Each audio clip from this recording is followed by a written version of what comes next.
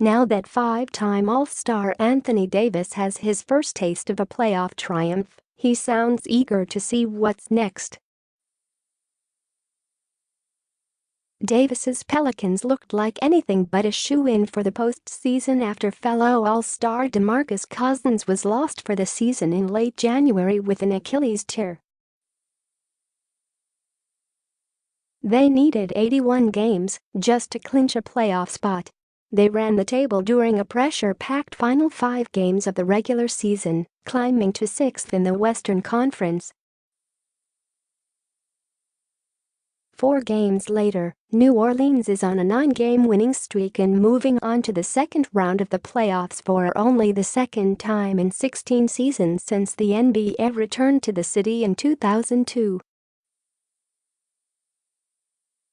"A lot of people counted us out after the injury to DeMarcus, so this is amazing," Davis said following Saturday's Sunday, Manila time, series-clinching 131-123 victory over third-seeded Portland. "But we have to get ready for the second round. The Pelicans appear destined to play second-seeded Golden State in round 2. The Warriors entered Sunday with a chance to sweep their first-round series against San Antonio. Pelicans coach Alvin Gentry figures that facing the defending champs will be no easy task, even if Stephen Curry struggles to come back from his knee injury. "If it is Golden State, we're playing the NBA champs, and we understand that," said Gentry, adding that he's a little amused by hearing his former boss, Steve Kerr, talk about the turmoil the Warriors endured this season. "I don't think it's turmoil if you win 58 games. The Pelicans would not be the favorites against Golden State. But given how they've played lately, another upset bid isn't entirely out of the question, particularly with Curry's injury casting doubt on when he'll return and how effective he'll be." New Orleans' current winning streak included a victory at Golden State.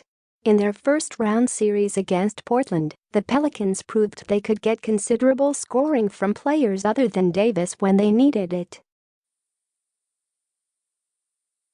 After Davis led the Pelicans with 35 points in Game 1, Holiday scored a team-high 33 in Game 2. When the series shifted to New Orleans for Game 3, forward Nikola Mirotic had a team-high 30 points. Then in Game 4, a determined Davis and Holiday combined for 88 points, with Davis scoring a franchise playoff record 47 and Holiday capping his 41-point outing with a clutch 3 and 18-foot jumper in the final minutes. "Hats off to New Orleans. They played really well," Portland coach Terry Stotts said. "Their stars put on a show. They had different people step up at different times. Having a veteran guard like Rajon Rondo to run the offense helped. Pushing the pace, Rondo racked up 53 assists in 4 games and mixed in his share of slashing layups when defenses overcommitted to Davis or Holiday. "I came here to win a championship. I didn't come here to beat a team in the first round or the second round," said the 32-year-old Rondo, who won a title with Boston in 2008.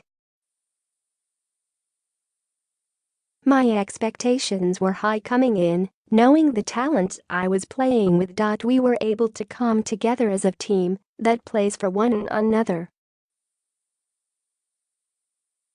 We believe in each other," Rondo continued.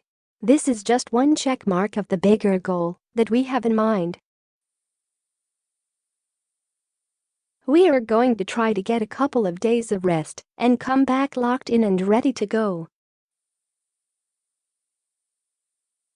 When the final horn sounded on the Blazers' season, Portland star guard Damian Lillard exchanged a long hug with Davis.